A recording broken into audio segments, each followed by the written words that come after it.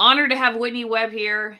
Glad everybody is watching on multiple platforms. Just want to give you guys a heads up that if you're watching on YouTube, we're probably going to cut this stream early.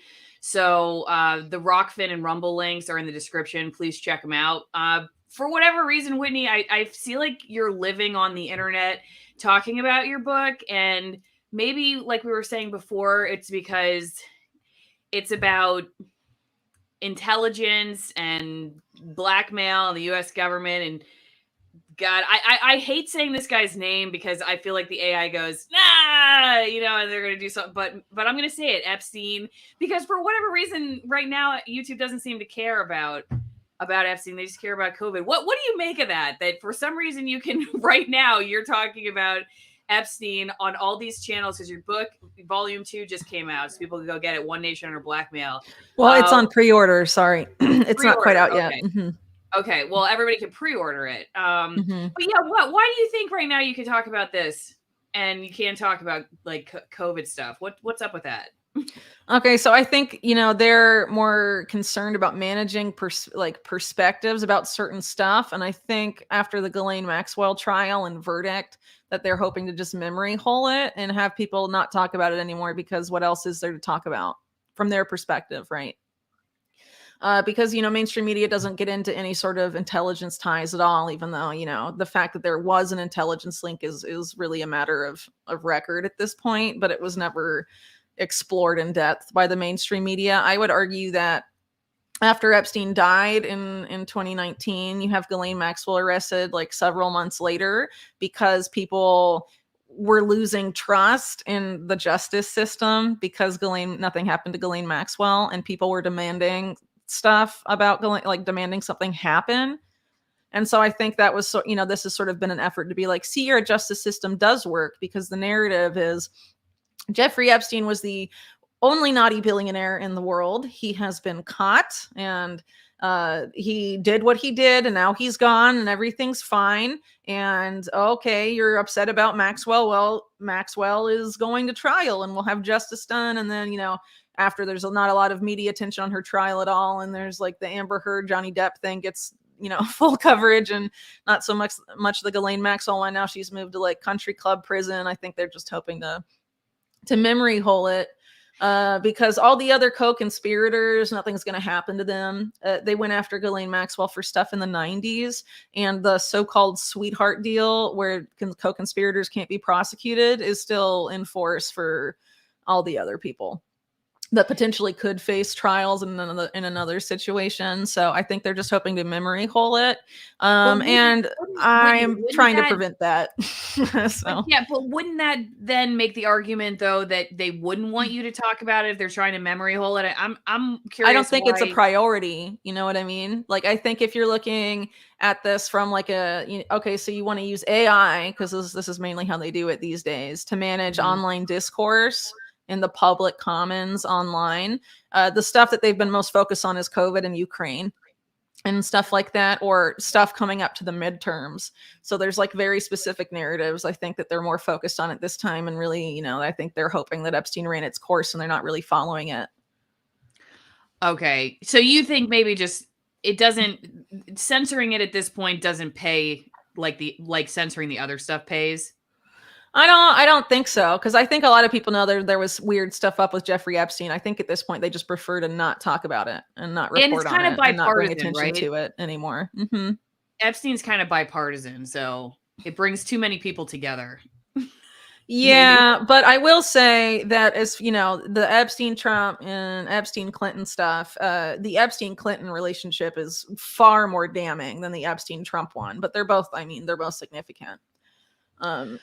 But it is used like for a partisan thing either way, and it has been for some time. But I think that a lot of this stuff is focused on midterm stuff and managing discourse about other things right now, and they can't really debunk, oh, there was no Epstein intelligence connection. They just won't tell you what it is, and they've memory holed a ton of stuff, or they refuse to talk about most of Epstein's career. You know, most media coverage is about stuff that took place after the year 2000 and up until his first arrest in 2006, 2007. And pretty much all mainstream media reporting focuses on those specific years, which is really like a 6 year span. out of this guy's like decades-long career. I'll give you an example. Last December, they released the visitor logs with Epstein's name in them from the White House, right? The Clinton White House. And what was previously believed to have been 5 visits of Epstein to the White House turned out to be 17. And some of the people he was meeting with were really significant, weren't previously reported. And also he was taking a lot of women with him to the White House. And there's some shady stuff there, but not a single, as far as I know, no US mainstream media touched it. And the only people that really reported on it were UK tabloids like the Daily Mail. Why is that? I don't know. You tell me. Because they don't want to go before 2000 with Epstein. And there's a reason for that. Is it because they're afraid they're going to die, or because they just don't want to piss people off and lose popularity contests? I mean, I want to know too, like where you fall on the spectrum of did Epstein kill himself? Like, are you an 8 out of 10? It's 2 out of 10, you know, and 10 being he definitely killed himself, and 0 being he was definitely murdered. Where are you on that spectrum? Okay, so as far as Epstein's death goes, my position is we don't know what happened. And I say that because the cameras, there's no footage. There's just a bunch of weird happening. The prison guards were asleep and like, or not doing what they were supposed to be doing. He's supposed to have hung himself with like paper thin clothing, from a bunk bed that he was taller than and stuff. I mean, he would have had to curl up in a ball to hang himself. Was something that was supposed to be paper thin, and the cameras don't work and all of this stuff. One of the inmates there, or some source told the New York Post that Bill Barr visited before, you know, and there was the suicide. I mean, there was all this weird stuff going on. So, you know, I can't really say what happened because we don't know, but it looks sus. 100%. And I mean, there are people that are like, oh, you know, Epstein could still be alive. I think he's dead, but I'm not going to gatekeep and tell people what to think, because it obviously reeks of a cover up. Whether you want to take that cover up as him being murdered, that he was in his suicide, it was enabled by outside help, or he was whisked away somewhere. I'm not interested in gatekeeping. So I guess I'll just leave it like that.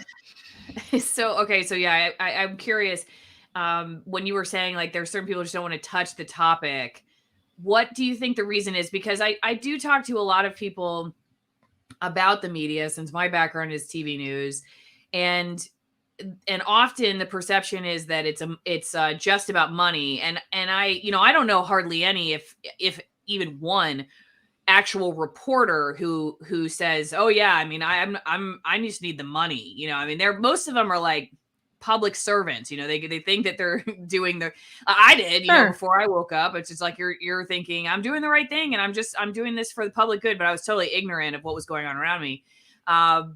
Yeah. When you say that they don't want to touch it, what do you think? Money, power?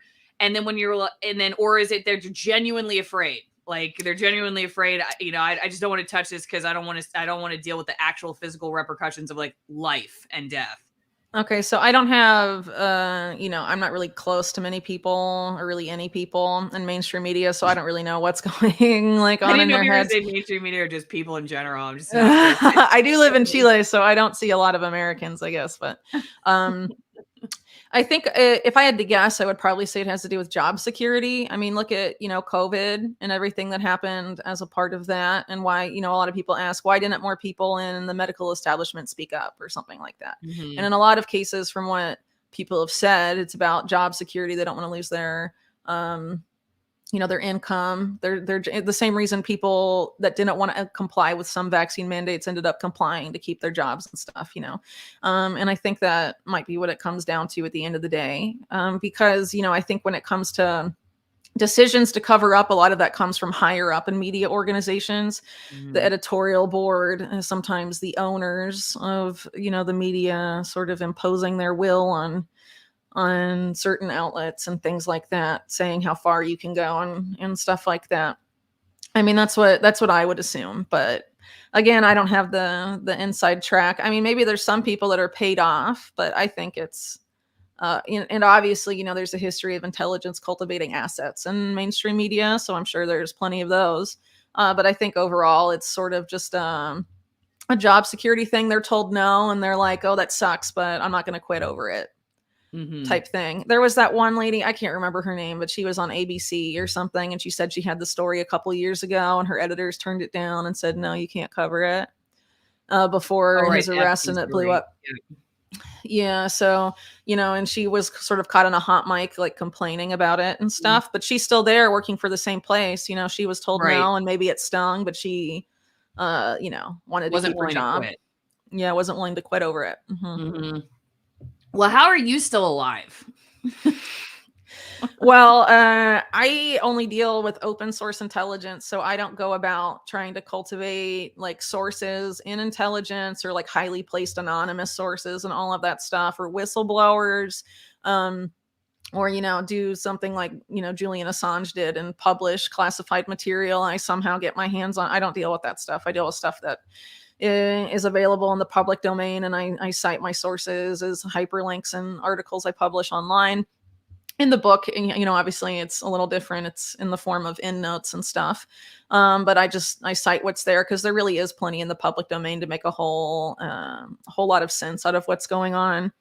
And especially with something like, Epstein. I mean, this guy operated sort of like hidden in plain sight for a really long time. So there are, trails to follow. And it comes down to connecting the dots from, I guess, the crumbs that we have. So I don't really try and get in territory that would make me, where I'm not working with people the government deems to be like insider threats or espionage threats and stuff like that. I don't tango with that, really.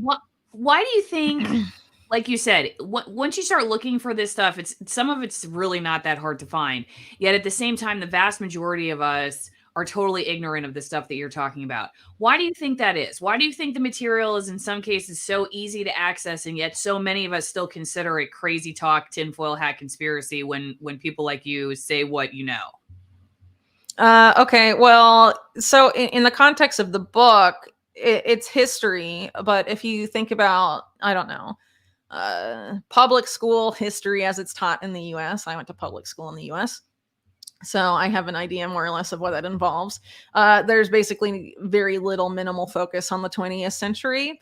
They spend an inordinate amount of time on colonial whatever, and, the Revolutionary War and the Civil War and whatever, and then they speed through the 20th century, which you could argue is probably the most relevant century to study in U.S. history in relation to how it informs the present in a lot of ways. And there's just a lot of history that people just aren't told about. And, there's a reason for that. Certain people write and publish history books. You look at someone like Robert Maxwell. On the cover there with Epstein, he was a major publisher, had a joint venture with some of the biggest textbook publishers in the US, and also Macmillan Publishing. And, a lot of these big publishers, a lot of these guys that have consolidated by now control over not just, media in terms of like multimedia or audiovisual media, but also like the publishing world or science publishing world. Epstein had a lot of links to that. Robert Maxwell being one example, John Brockman being another. And, these guys are able to exert a lot of influence over what people, over the flow of information at the end of the day. And that's basically like one of the themes here is that, blackmail, right, in and of itself is just a form of information. So you're either, what these power structures do is, they censor information that's inconvenient. They insert information. They try and control the flow of information, or, put in information that is favorable to their agendas. And, in terms of blackmail, that's the use of information for the purposes of coercion, essentially, at the end of the day. So, that's what a lot of this is ultimately about. Okay, before we go on to other topics on your book, two quick questions. What is the main takeaway for volume 2 that you want to make sure people get? Like, what's the big picture takeaway, and what differentiates it from volume 1?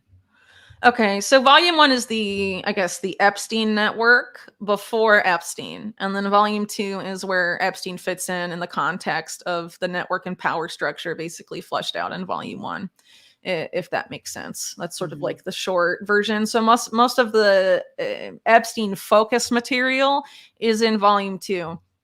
But in order to really understand the significance of major parts of that, you have to understand volume 1 because of Epstein's associations with certain intelligence networks and intelligence linked individuals, and you have to understand what they were involved in at the same time they were associated with Epstein and also previously, because Jeffrey Epstein was not an anomaly. There are a lot of people that did what he did, which is money laundering, arms trafficking, and people trafficking, sex trafficking. And there's a lot of this in American history, and there's a long history of sex blackmail. So basically, what I do in volume 1 is I show you where at least I think it began, which is when military intelligence and basically the nascent U.S. intelligence apparatus formally teamed up with organized crime and what is referred to now as Operation Underworld. And after then, that alliance was justified as, necessary for World War II out of wartime necessity. But it becomes a symbiosis. It's beneficial for both, and they essentially fuse over time. A lot of these guys that were in wartime intelligence team up with the mob. That's why in the CIA in like the 60s, for example, on assassination teams, you have tons of organized crime guys.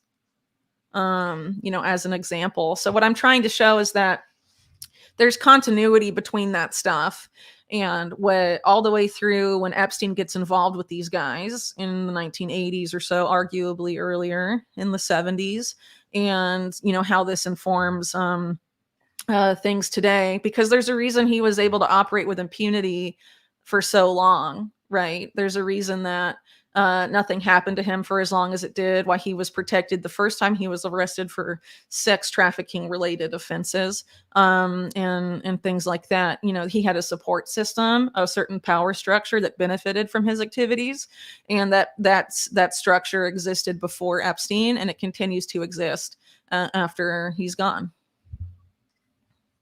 Jan in the chat was saying something about how people use Google, or what she's saying, they don't know how to use Google. And I think a lot of people just trust Google or Snopes or whoever is out there sort of filtering the information for us. And I know journalists even do that. Like they'll just, okay, I Googled this. Like you'll read their fact checks and it's like, but according to, Google or whoever comes on Google, wait a second, that's not an organic. It just, you know what I mean? They don't filter it by like, what's the most truthful source really? And a lot of people, I don't think, come at the world that way. What was it about your life, or would you remember a time when you became Whitney Webb? I mean, where you go from just accepting the world the way that it is to saying, I think there's something else going on here and I'd like to investigate it. Honestly, like one of the biggest driving questions of my entire life at this point now is asking people who are in the sort of the world of just, you may all have different opinions, but at least you're asking the question. So like, how do you go from somebody who's accepting reality, somebody who's questioning reality? What was it in your life? Or do you remember, like, did you always have that kind of personality? I'm just curious, like, how can we make more of you? I don't know the answer to that really, but I guess I would say that I sort of dabbled in 9/11 truth as a teen when I was like 13 or so, which was kind of awkward because not a lot of people my age obviously were into it, but I thought things were kind of weird when I thought about it, but it didn't really take up a big part of my life. But I guess that would be my first sort of run in with, looking at alternative narratives about major world events. So, but why I think did you though even it was want to look into that? I mean, someone could say like a lot of people don't even want to look into that. I frankly can't really remember. I think it was just the Iraq war and stuff. I don't know. I mean, there was a lot of weird political Did you ask your parents stuff. when you were 5, like what they put in your breakfast, and were they trying to poison you or anything? No, you didn't have that kind of. No. So you just kind of But went I did question authority because I didn't get things were not great at home. So I had problems with authority and like unjust impositions on little me. So I sort of, had I guess I didn't necessarily like believe adults. you know, by the time I was a teen, like I had trust issues with adults. Beyond that, in college, I started to realize that basically, like, I was taught in high school and before, a very sanitized version of American history. So, for example, I went to a liberal arts college, so I had to take like a history class. I didn't major in history, but I took one, and it was like on the American West. And I was really surprised to learn about the American Indian movement, which was basically like the civil rights movement for Native Americans. I was like, why did I never learn about that in school? Because they do tell you about Martin Luther King and the civil rights movement, right? But I was like, they had one. Like, I don't know. I just felt like it was weird that wasn't mentioned. And, you know, I started sort of looking at other stuff and being like, you know, I made use of the university library for other stuff. But I double majored. I ended up doing like an honors thesis in one of them, which was on religion, but like the academic study of religion, not like theology. And it ended up being really political. I wrote about this particular evangelical group that was dominating Rick Perry's like presidential failed presidential campaign. I forget exactly what year it was, and basically a lot of their weird intersections with politics, how they wanted to buy governments in Africa, and all this other stuff. They're called the New Apostolic Reformation. And so after that, I was going to go to I got like a free ride to do a master's. I ended up coming to South America instead because I got really tired of the U.S. But I was doing I got interested in a group called The Family, which hosts like the International Prayer Breakfast. It started to get really political, my religion work, right? It didn't used to be, and that's part of why I got the free ride, I guess, but that it started to get really political. And I got interested in this group called The Family, which is sort of like this really shadowy, weird religious lobby that allegedly is tied up with like a third of Congress. And I was like really, you know, extremist, like secret society, you know, nominally evangelical, but like super weird. And like a third of Congress is tied up with them. Like, why have I never heard of that? Why don't more people talk about this? Why isn't this on the front page of whatever, you know? And then it, you know, it sort of got a little out of control after that. I don't know. So I didn't know. That's interesting. So you have a background in looking into religion. I have a master's divinity degree. That kind of was, but I was, you know, it wasn't my degree that like made me interested in all that stuff. I was already interested, and then I decided to get the degree. What the degree did, besides teach me that a lot of folks who are behind the scenes running churches are nutcases. Like I didn't want to go. I knew I didn't want to work in a church.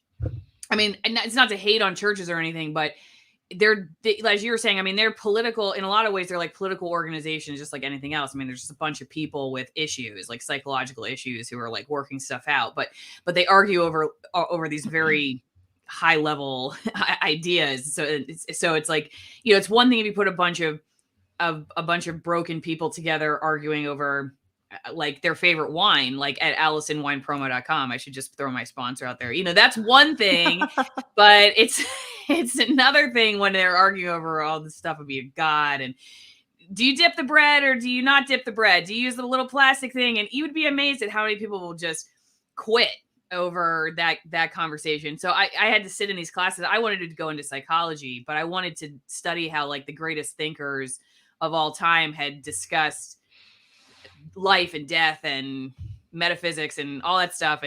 But then I had to sit in classes where people were arguing over plastic grape juice things. And I don't know. It was very interesting. But anyway, you know, when you're watching or reading Whitney stuff, you are sitting there thinking, I really need a drink. There's no other solution other than just getting completely blasted right now. So you should go to AllisonWinePromo.com and get some Argentina. Actually, well, you're in Chile, so you're not that far, but not far. Chile has a lot of wine too, but I don't want to steal the thunder of the Argentinian wine that you're promoting. So I'll just just stop talking about Chile. Yeah, everybody go get my Malbecs from Argentina.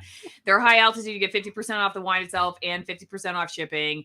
if you already are drinking wine, then get it from AllisonWinePromo.com, and you keep interviews like Whitney coming on my channel. It is one of the best ways to support my work, other than going over to locals.com, where you can subscribe and become part of my editorial board. We'll talk about that in a second. But anyway, these are really great wines. I'm pregnant right now, so I'm not doing a lot of Allison Wine Promo.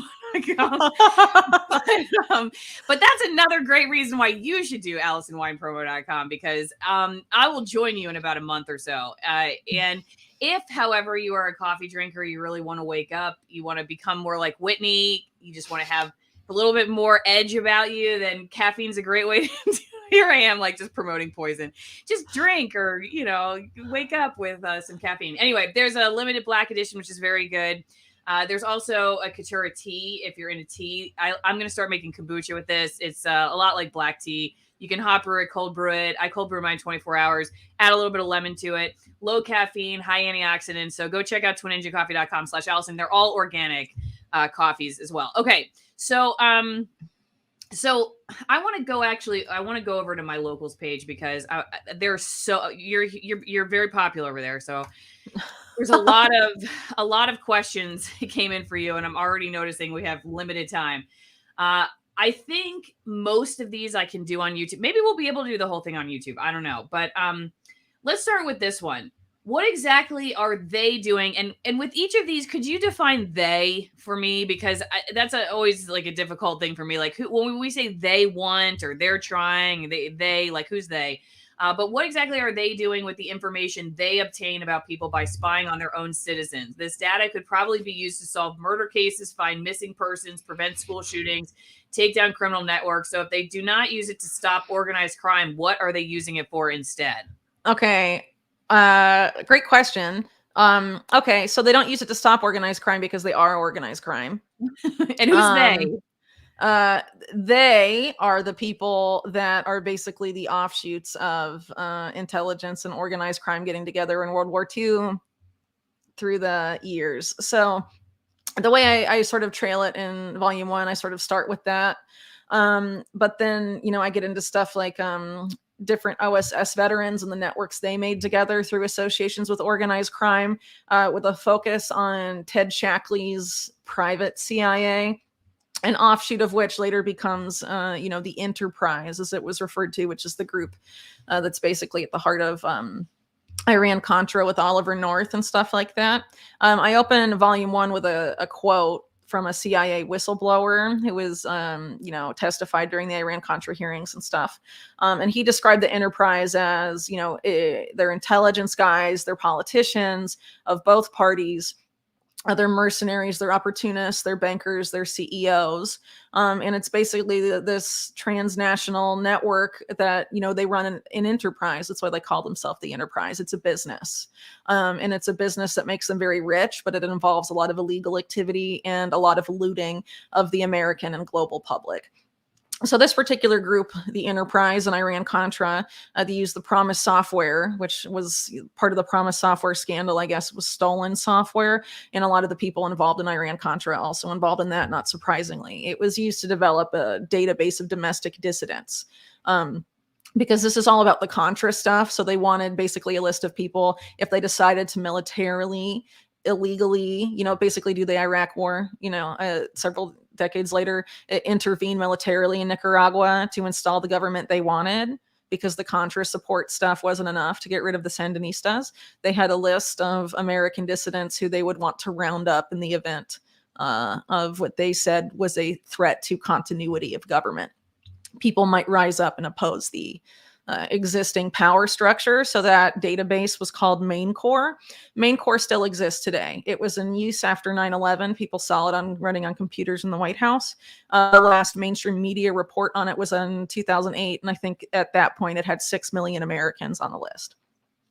So I would say a lot of these groups, and I've written about it pretty extensively, Facebook, Palantir, all of these things are tied up with the same military intelligence apparatus that is basically what Main Core, based around what Main Core was supposed to be. And I think it'll, whenever they decide to launch the war on domestic terror, that's what it's all about. One of the main Iran-Contra criminals was a guy named John Poindexter. He was put in charge of, after 9/11, something called Total Information Awareness at DARPA. That was basically this mass surveillance dragnet to profile Americans. For those purposes too, identifying dissidents. And basically the failure of that, it was shut down by Congress and stuff. Poindexter, with Richard Pearl's involvement, is connected with Peter Thiel and Alex Karp, guides the creation of Palantir, which is basically the successor to Total Information Awareness. And then Peter Thiel at the same time creates Facebook, which is another, basically the reincarnation of a failed DARPA project from the same era called LifeLog. That was also going to be used for the same purpose. So social media, I would argue, was cultivated for that purpose. And Palantir is the successor to the Promise software in that it allows you to track and label people. So I think it's all about crushing dissent at the end of the day.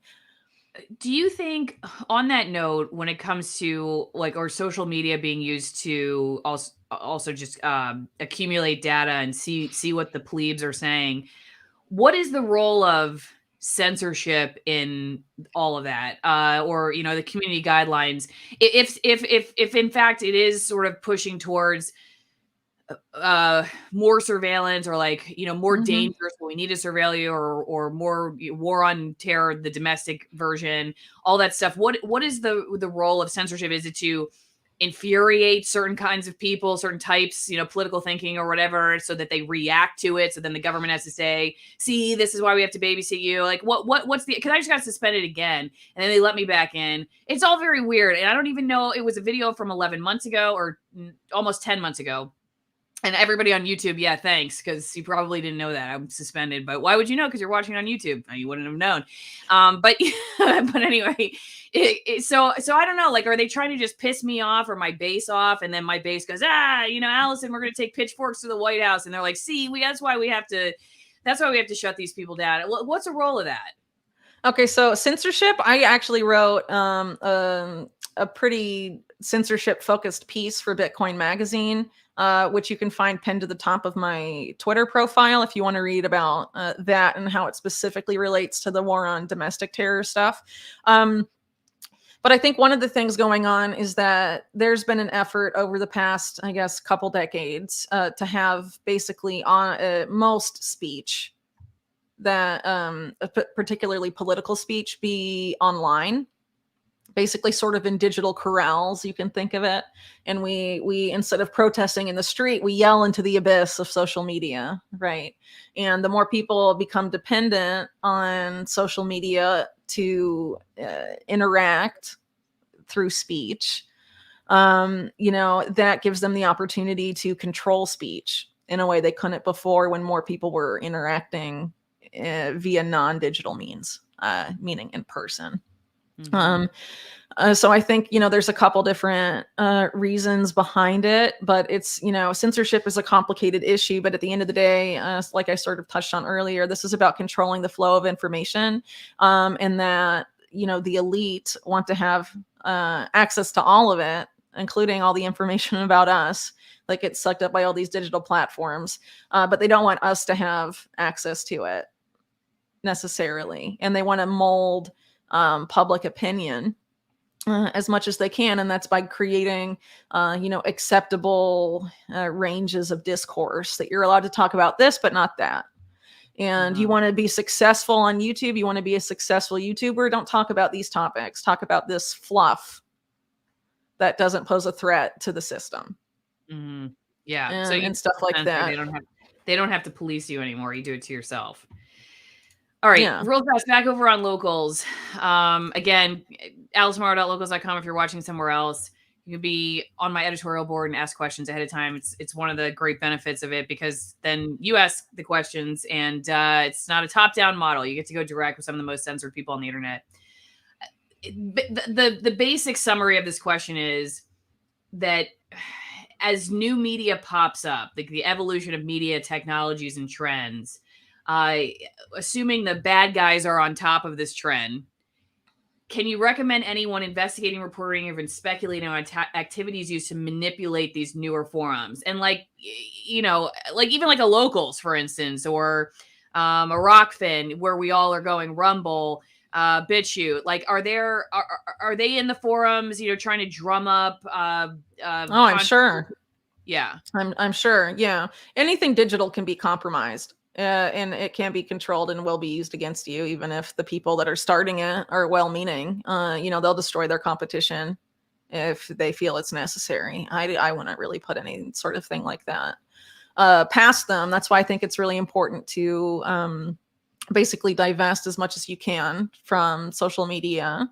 For content subscribers or content creators that you really like, sign up for their newsletters or look for an RSS feed, and just don't use social media because they're going to censor people and you won't know they're gone. You'll be like, oh, that's weird, I haven't seen them for a while or something like that. But unless you see a tweet of someone else with X number of followers saying this person was deplatformed, most people on the platform won't even know you're gone.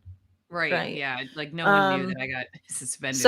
So if you want to consistently have access to content that you like, you have to take it upon yourself to not depend on these platforms for it. As far as, compromising them, I mean, you got to do the best with what you have.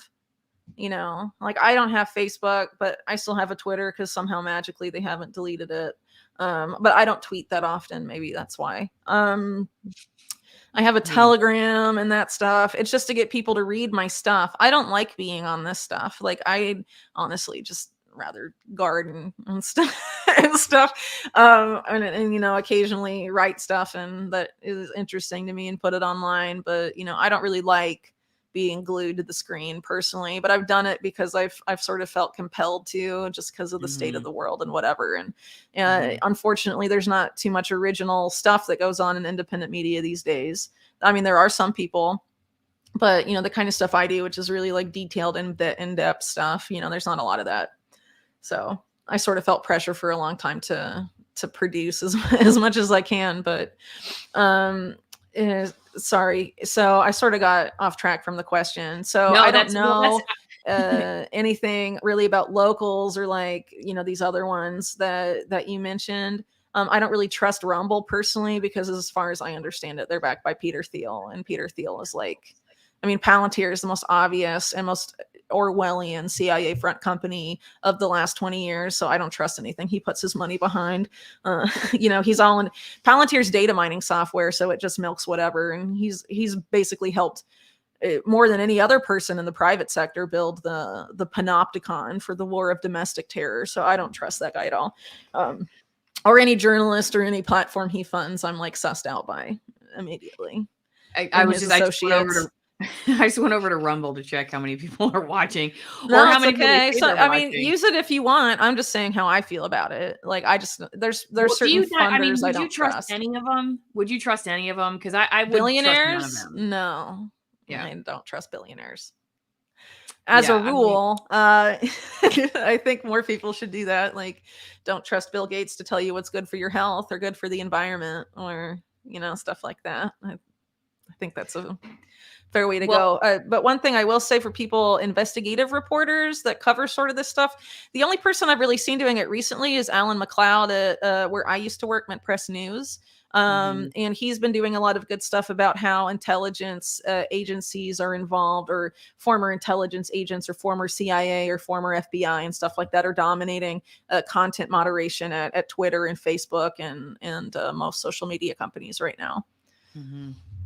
Well, I think that's probably a good pitch to get off of YouTube. So in honor of doing that, I'm going to cut the stream and we'll finish up the last few minutes talking about bye, YouTubers, gardening and Epstein and COVID. There actually were a couple COVID questions, which I don't want to get into anyway. So just a shout out to everybody on YouTube. We'll see you over. We are live on Rumble and ROKFIN right now. The full thing will be up on ODYSEE and Locals later. Again, you can join my editorial board and get your questions in direct. We'll see you next time.